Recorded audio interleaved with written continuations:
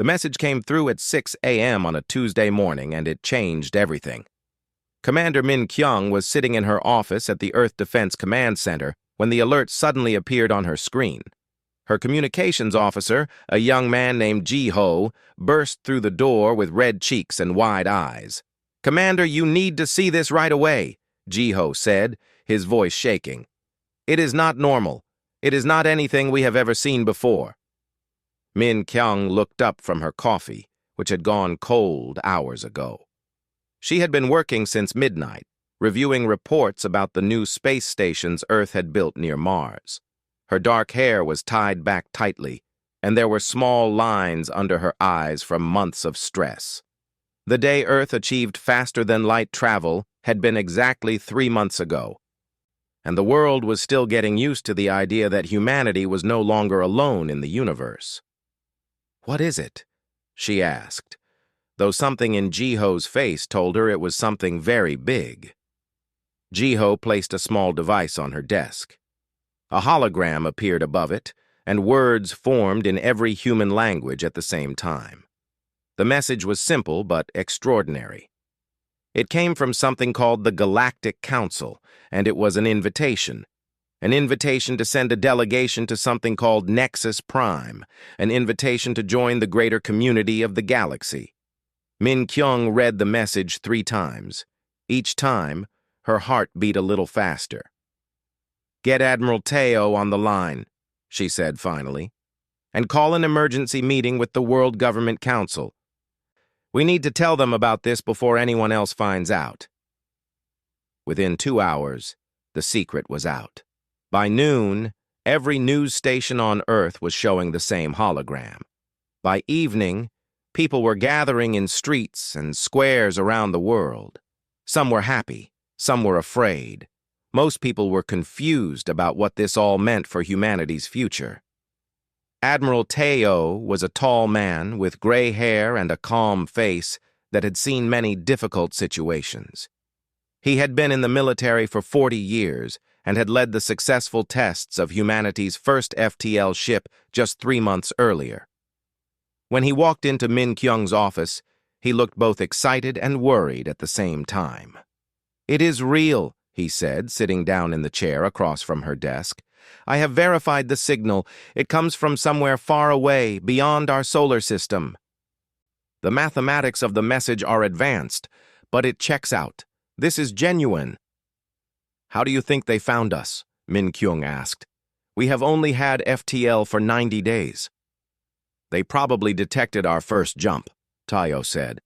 "When we opened that wormhole gateway, we probably made a lot of noise. To advanced species, it would be like turning on a light in a dark room. Everyone with eyes would see it." The World Government Council met that night. There were representatives from every major nation on Earth. Some wanted to accept the invitation immediately. Some wanted to refuse it completely. A few wanted to send the military instead of diplomats. After 6 hours of arguing, they reached an agreement. Min Kyung would lead a small delegation.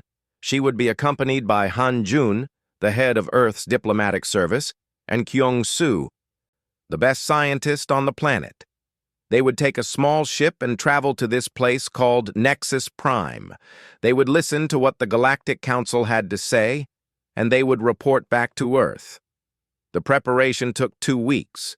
The 3 representatives trained in basic alien communication protocols that had been developed in the last 3 months. They studied every piece of information that Earth's scientists could gather about space, about physics, and about the mathematics of faster-than-light travel. Min Kyung spent hours thinking about what she should say when she met with alien species for the first time in human history. Han Jun was a small man with intelligent eyes and a quick mind. He had served as diplomat for many countries and understood how to talk with people who thought differently. Kyung Soo was younger, only 34 years old, but he had won the Nobel Prize in Physics at age 31. He was quiet and serious, but his brain worked in ways that made other scientists seem slow. The 3 of them made a good team because they were very different from each other. On the day they left Earth, A billion people watched from their homes as the small human ship pointed its nose toward the stars. Min Kyung stood in the bridge and watched as Earth got smaller and smaller behind them. She thought about all the people who had worked to make this moment possible. She thought about all the people throughout human history who had looked up at the stars and wondered if anyone was out there. Now they knew, and now humanity would meet them. The wormhole gateway code came from the Galactic Council's message. The ship's computer entered the coordinates. When the jump happened, the ship shook a little, and then suddenly they were somewhere else entirely. Stars that Earth's astronomers had never seen were now visible outside the windows. For 3 weeks, they traveled through space. The ship was fast by human standards, but Kyung-soo calculated that it would take them this long to reach Nexus Prime, even at top speed. During those 3 weeks, Min Kyung spent a lot of time thinking. She thought about how this moment would change human history. She thought about what humanity might become when they took their place among the stars. When Nexus Prime finally appeared on the screens, everyone on the ship stopped moving. They just stared. Kyung-soo whispered, "It is the size of Jupiter." The station was not round like Earth or the Moon. It had strange angles and impossible geometry that hurt the eyes to look at for too long. It was covered with lights of different colors, and what looked like millions of ships were moving around it in organized patterns. The scale was so big that the human mind could hardly understand it. "This is Nexus Prime Control to Human Delegation," a voice came through the radio. "Welcome to the Galactic Council. Please proceed to Docking Bay 7. Your presence is expected." Min Kyung took a deep breath. Her hands were shaking a little, but she made her voice calm and steady. "Thank you. We are happy to be here. We are the representatives of Earth, and we come with peaceful intentions." As their ship moved toward the docking bay, Min Kyung looked at Han-jun and Kyung-soo. They looked nervous and excited. They looked like all of humanity was watching through their eyes, because in a way everyone was. The future was waiting for them. They had no idea what it would bring. When the 3 humans stepped out of their ship and into the docking bay of Nexus Prime, they saw aliens for the first time.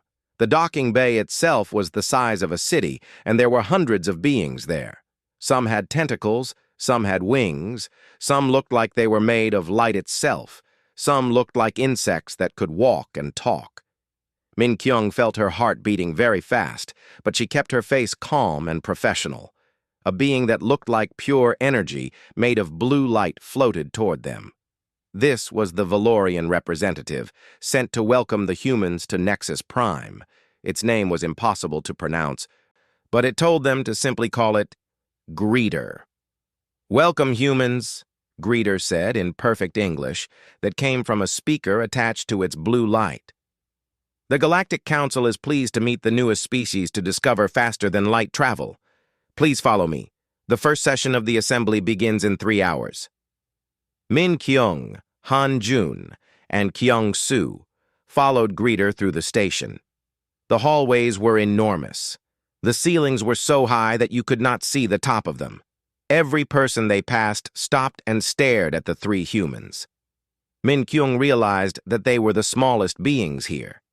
Everyone and everything else was either taller or wider, or just more impressive in some way. It was a strange feeling to suddenly be the least important-looking group in a room. They were taken to an observation area above the Grand Assembly Chamber. Below them, spread out like a stadium, were thousands of seats. Thousands of beings from thousands of different species sat in those seats.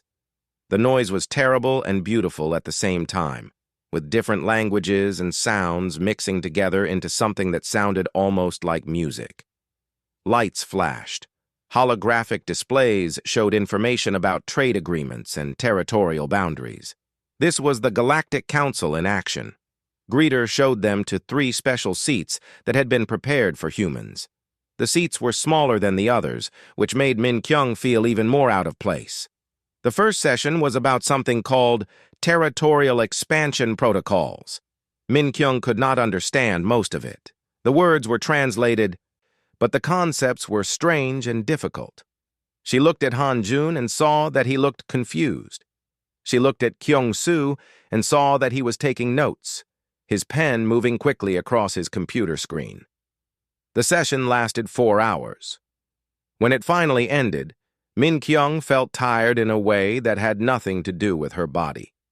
She felt tired in her mind. The humans were taken to their quarters, which were comfortable but very strange. Everything was built for bodies much larger than theirs, so the furniture and doors and everything else felt wrong when they tried to use it. That night, Kyung-soo could not sleep. He sat in the small human living area and used the station's public computer network to download information. He looked at trade records. He looked at species population data. He looked at technology development files. The more he looked, the more uncomfortable he felt. By the time the sun came up on the next day, he had found something very disturbing. He called Han Jun and Min Kyung to the living area and showed them what he had discovered. "Look at this," Kyung-soo said, pointing at the holographic display. "This species, the Krell, they reached FTL technology 500 years ago. But look at their current technology level. They have not improved anything in 300 years. Everything they use is from 500 years ago. How is this possible?" "Maybe they stopped caring about technology," Han Jun suggested, but even he did not sound like he believed it. "No," Kyung-soo said. He pulled up another file. "Look at this species, the Lumini. They have been in the Council for 9,000 years. But their population growth is only 1% per year. They should have more colonies, more ships, more of everything. But they do not. Why?" Min Kyung felt a cold feeling in her stomach as she began to understand what Kyung-soo was saying. "You think the Council is stopping them from advancing?" "I think the Council is controlling them," Kyung-soo said. He pulled up more files. 17 species in the last 500 years have discovered FTL travel, but none of them are in the Council anymore. They all failed or stopped developing. Some just disappeared from the records. What happened to them? For the next 3 days, this is what the humans did.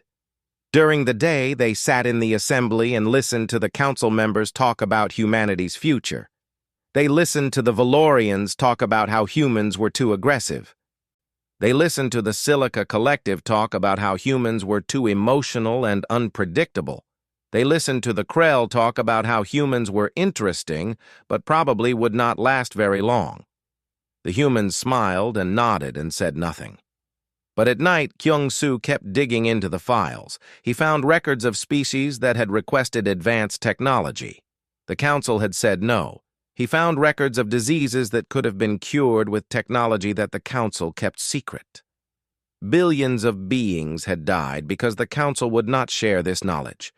He found records of planets that could have been colonized and made into homes for species whose own worlds were dying. But the council had marked these planets as protected and would not allow colonization. On the 4th night, Kyung-soo showed all of this information to Min Kyung and Han Jun. The 3 of them sat in silence for a long time after they saw the data. "This is not a government," Min Kyung said finally. "This is a prison. They are keeping species trapped at certain levels of technology so they can control them." "Why would they do this?" Han Jun asked. "What could they possibly gain from keeping everyone weak?" "Power," Kyung-soo said quietly. "As long as no species becomes too advanced, no species can threaten them. As long as everyone depends on them, everyone will listen to them. And as long as they are the most advanced species, they get to decide everything." Min Kyung felt anger starting to grow in her chest.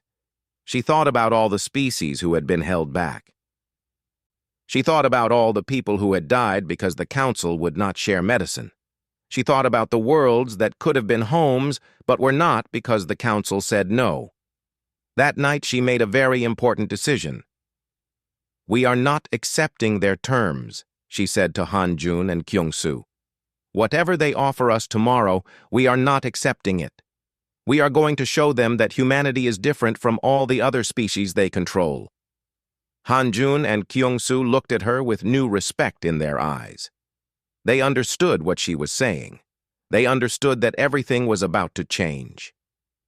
The fifth day of the assembly began like all the others.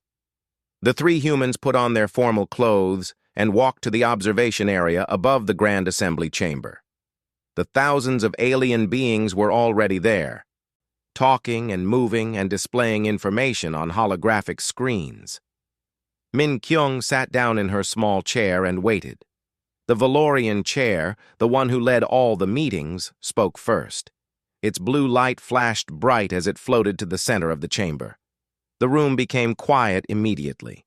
This being had been leading the Galactic Council for 300 years. It had seen species rise and fall. It had made decisions that affected billions of lives. Today, the chair said, its voice echoing through the chamber, we will present the formal terms of membership to the newest species among us. The humans of Earth have traveled far to hear our offer. We believe they will find our terms to be generous and fair. Min Kyung felt Hanjun tense beside her. She knew what was coming. The Council had prepared a document describing humanity's status in the greater galaxy. It was time for the words that would show everyone, including the three humans, exactly how the Council viewed the human species. The chair continued. After careful study of the human civilization, we have determined the following. The human species will be granted Level 2 civilization status. This means you will have access to certain technologies, but not others. These technologies that we keep restricted are kept from you for your own safety. Humans are, as many council members have noted, very aggressive by nature. We worry that certain weapons technologies might lead to self-destruction. The chair paused, and Min Kyung saw something that looked like a smile cross its blue light. Therefore, the humans will be forbidden from developing advanced weapons technology for 1,000 years. Additionally, your colony rights will be limited. You may only establish colonies on planets approved by this council. Finally, all human actions must be reported to us quarterly. We call this the compliance report system. Failure to submit these reports, or discovery that you have violated any of these terms, will result in immediate removal of your status and isolation from galactic trade. The chair looked directly at the humans in the observation area. The Galactic Council offers these terms as a gift to your species. We offer you a chance to grow under our guidance, to learn from our wisdom, and to eventually, after 1,000 years of good behavior, perhaps be considered for full council membership. Does this sound acceptable to you? Before Min Kyung could respond, something unexpected happened. Several of the council members began to laugh. The Silica Collective made sounds like breaking glass, which apparently was its way of laughing. The Krell made clicking noises that sounded like applause mixed with amusement. Even some of the older species, the ones that had been in the council for thousands of years, made sounds of happiness and humor. They were laughing at humanity. Hanjun's face turned red. Kyung-soo's hands made fists. Min Kyung felt the anger that she had been holding back for days suddenly grow very, very hot inside her chest. But she kept her face calm. She kept her body still. She waited for the laughter to stop. When the room finally became quiet again, Min Kyung stood up. This action surprised everyone. Humans were not supposed to stand without permission. Humans were not supposed to interrupt the council. But Min Kyung stood up anyway, and she looked directly at the Valorian chair. "I would like to speak," she said. Her voice was quiet, but somehow everyone in the chamber could hear her perfectly. The chair looked surprised. "Humans do not usually request speaking time, but we will grant it. Please, tell the Galactic Council what you wish to say." Min Kyung took a breath. She thought about all the species that had been held back. She thought about all the people who had died, because the council would not share medicine. She thought about Kyung-soo's discovery, that 17 species had disappeared from the records when they tried to develop technology without the Council's permission. "No," Min Kyung said simply. "We do not accept your offer." The chamber became completely silent. It was the kind of silence that felt like the whole universe was holding its breath. "What do you mean, no?" the chair asked. It sounded confused, as if it had never heard anyone refuse the council before. "I mean exactly what I said," Min Kyung replied. She pointed at the data that Kyung-soo had pulled up on a small screen that he held in his hands. "We have reviewed your own public records. We have seen the species that disappeared after they tried to develop technology that you did not want them to develop. We have seen the millions of beings who have died because you would not share medical knowledge. We have seen the planets that could have been homes for species whose worlds were dying, but you marked those planets as protected. We have seen the control system you call the Galactic Council." The Silica Collective made angry sounds. The Krell stood up from their seats. The Lumini, the ancient species that had been in the Council for 9,000 years, simply watched with no expression on their faces. "You speak out of turn," the chair said. Its blue light flashed with what might have been anger. "You speak of things you do not understand. The restrictions we place on species are for the good of the galaxy. We are older than you. We are wiser than you. We have the right to make these decisions." "No, you do not," Min Kyung said. "You have the power to make these decisions. That is not the same thing as having the right. And that is exactly why we are refusing your offer. Humanity did not travel across the stars to become slaves to your control. We did not learn to bend space and time so that we could be told what we can and cannot do. We will not accept a 1,000-year probation. We will not accept restrictions on weapons. We will not accept your quarterly reports. And we will not accept your claim that you are our superiors who have the right to guide our development." Min Kyung's voice grew stronger as she spoke. She could feel her anger and her hope mixing together in a way that made her braver than she had ever been before. "We came here hoping to join a community of equals," she continued, "but we found something much different. We found a system designed to keep species weak and dependent. So we are withdrawing. Earth will not join the Galactic Council. We will develop as we choose. We will advance as we choose. And we will live as we choose. Thank you for the invitation, but humanity no longer needs your permission to be great." With that, Min Kyung turned and walked out of the observation area. Hanjun and Kyung-soo followed her immediately. Behind them, they could hear the chaos beginning. The council members were shouting at each other. Some were demanding that the humans be stopped. Some were saying that humans had no right to refuse. But by the time the council could do anything, the 3 humans had already left the chamber and were heading back to their ship. Everything was about to change. The human ship was not prepared for what happened next. As soon as Min Kyung, Han-jun, and Kyung-soo left the Grand Assembly chamber, security forces were sent to stop them. But something strange occurred. The humans had not come alone to Nexus Prime. Over the past week, every human who was on the station had been told to listen to Min Kyung's decisions. There were scientists, traders, cultural representatives, and military officers. In total, there were 3,000 humans on Nexus Prime, scattered across the enormous station. When Min Kyung's message came through their communication devices, all 3,000 humans did the same thing at the same time. They moved toward the docking bays. They moved in organized groups. They did not run. They did not panic. They simply moved with purpose and determination, like a single organism made up of 3,000 pieces.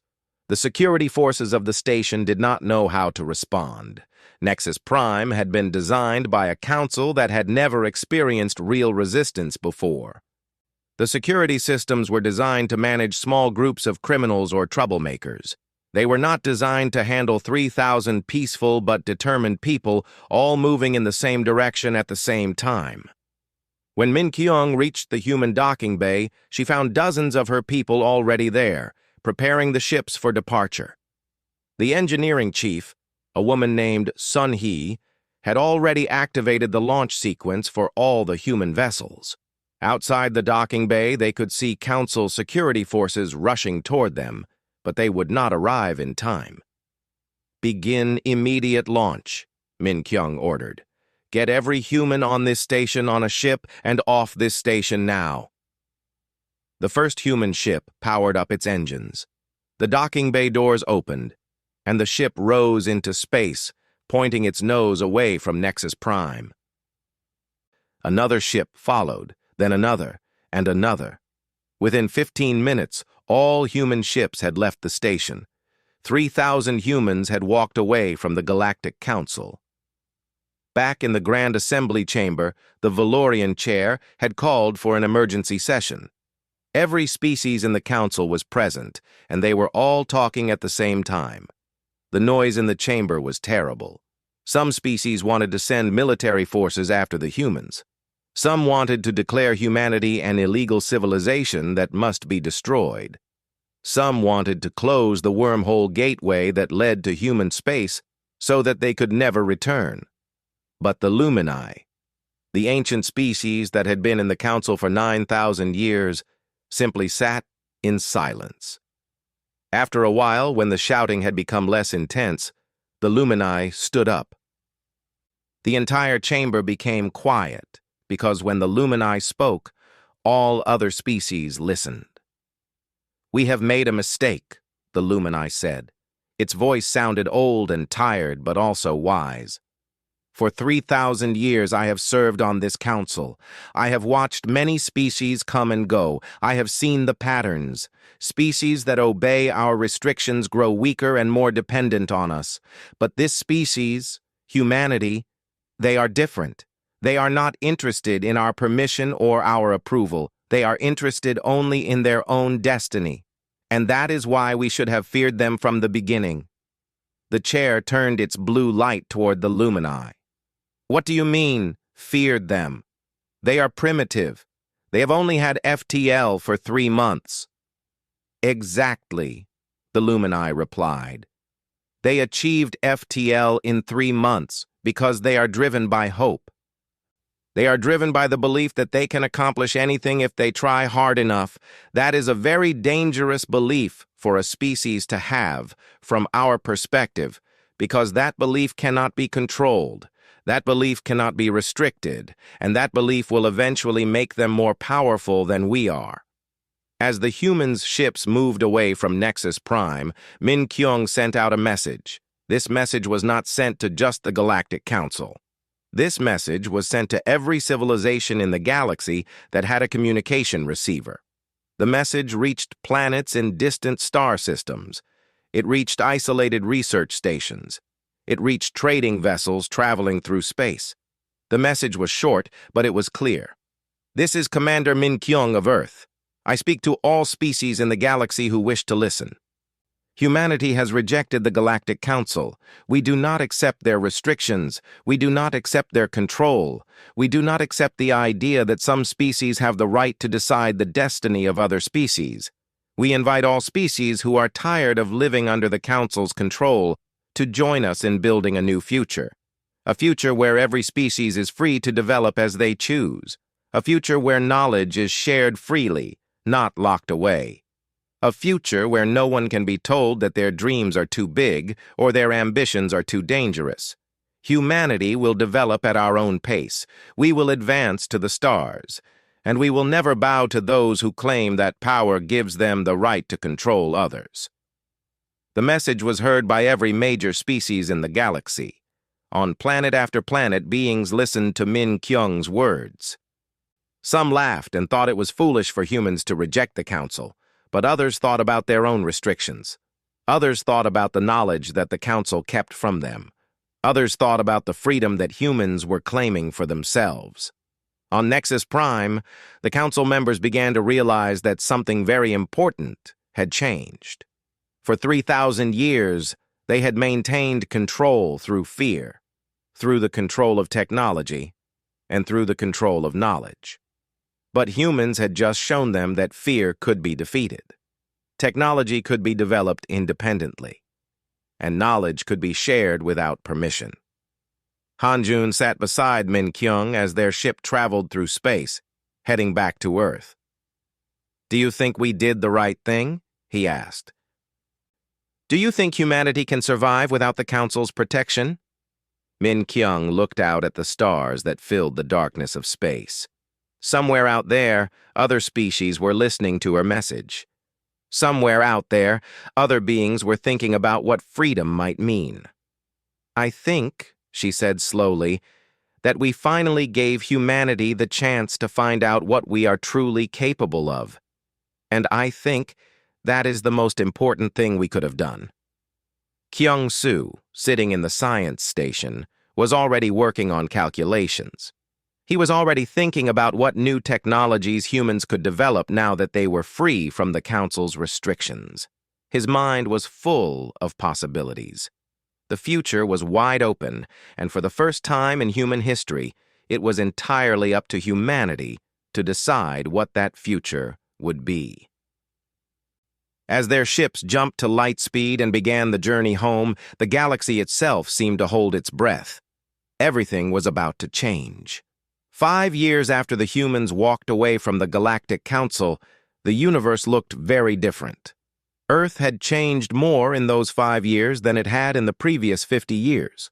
With no restrictions on weapons development, no limitations on technological advancement, and no one telling them what they could or could not do, humanity had become something the Galactic Council had never predicted. They had become exactly what they were supposed to be. Kyung-soo's research team had made breakthrough after breakthrough. The quantum mechanics that the Council had considered solved and unchangeable turned out to have entirely new applications that human scientists discovered. Within 3 years, human technology had advanced to a level that would have taken other species a century to achieve. Human ships traveled faster through space. Human medicine became so advanced that diseases that had killed billions of beings could now be cured in days. Human scientists invented new sources of energy that made the old power systems look ancient and weak. But the technology was just the beginning. Something else had happened that was far more important. After Min Kyung's message had reached the galaxy, other species had started to listen. Species that had been held back by the Galactic Council for centuries began to realize that they did not have to accept the Council's control anymore. A race of beings who lived underwater on ice moons had sent a message to Earth asking for help in developing technology. A species of insect-like creatures had asked if humans could teach them how to break free from the Council's restrictions. A civilization of energy beings had requested to join the human alliance because they wanted freedom from the Council's constant monitoring. One by one, species began to leave the Galactic Council. Some simply stopped sending representatives to the assembly. Some sent messages declaring their independence. Some, like a species called the Talveni, actually packed up their entire civilization and traveled to new spaces where the Council could not control them. The Great Exodus had begun. The Galactic Council tried to stop it. They sent military forces to capture deserting species. They cut off trade to any species that mentioned leaving. They broadcast messages saying that any civilization that left would be destroyed, but their power was based on control, not on strength. Once species realized they could survive without the Council, and that they could actually do better without it, the Council's threats had no power anymore. By the end of the 5th year, the Galactic Council controlled less territory and fewer species than it had in 1,000 years. The chair of the Council, the Valorian being that had laughed at humanity, had requested to step down. A new leader had taken its place, a being from an ancient species that had finally admitted that the old way of doing things was not working anymore. On Earth, Commander Min Kyung stood in the operations center of the newest human flagship. The ship was called the Pioneer, and it had been built using technology that would have been impossible before humans had rejected the Council. The ship was faster, more beautiful, and more powerful than any human ship that had ever existed. Through the large windows, she could see dozens of other human ships, and beyond them, she could see ships from 3 other species that had now allied with humanity. Han Jun walked into the operations center, carrying a data tablet. He looked happy, which was good because they had received good news. "The Talveni have accepted the alliance agreement," he said, showing Min Kyung the message. "They want to establish joint research facilities with our scientists. They say their energy manipulation technology combined with our quantum engineering could change the way we power our ships." "What about the council?" Min Kyung asked. "Have they sent any response?" "Yes," Han Jun said. "They want to negotiate. For the first time in 5 years, they actually want to talk to us as equals instead of telling us what to do." Min Kyung smiled. "Then we will talk to them, but on our terms." In the science station, Kyung-soo was working on something even more exciting.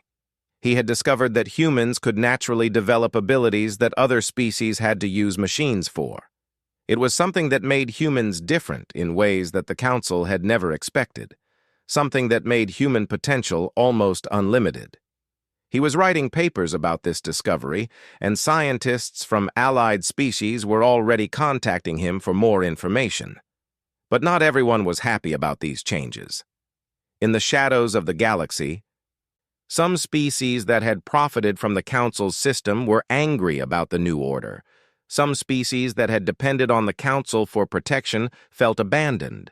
Some parts of the Council itself were talking about building new restrictions on the spreading alliance of free species. Admiral Teo had sent a warning message from Earth. "Prepare your defenses," the message said. "Intelligence suggests that some Council members are planning something. They will not accept the loss of their power without a fight." Min Kyung stood at the window of the operations center and looked out at the stars. The galaxy was not at peace. The galaxy was in a state of change, and change always brought conflict. But this time, humanity would face that conflict as a free species. This time, humanity would not be restricted by anyone else's rules.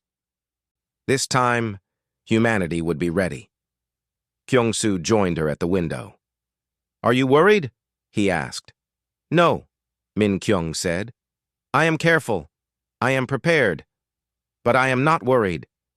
We made the right choice when we walked out of that assembly. And everything that has happened since then has proven it." Han Jun also came to stand at the window. The 3 friends who had started this revolution by simply saying no to the Galactic Council now stood together, watching the future unfold before them. "When you made that speech," Han Jun said to Min Kyung, "did you know that it would change everything?" Min Kyung thought about the moment in the Grand Assembly Chamber when she had stood up and refused the Council's offer. She remembered the anger in her chest. She remembered the certainty that what she was doing was right. "I knew it would change something," she said finally. "I did not know it would change this much. I did not know that 3,000 humans walking away from a station would eventually lead to millions of beings from dozens of species claiming their freedom. I did not know that our courage would inspire other species to find their own courage. But I am glad that it did." As night fell on the human colony worlds, billions of people on Earth looked up at the sky. They looked at stars that their ancestors had only dreamed about. They looked at a future that was no longer decided by distant, powerful beings. They looked at a galaxy that was finally becoming free. And somewhere in that galaxy, other species also looked up at those same stars. They thought about the humans who had refused to be controlled. They thought about the choice that humanity had made. And many of them began to wonder if they could make that same choice, if they had the courage to walk away and claim their own destiny. The revolution had started with 3 people walking out of an assembly. Now it was a wave moving across the entire galaxy, changing everything it touched. And it was only the beginning.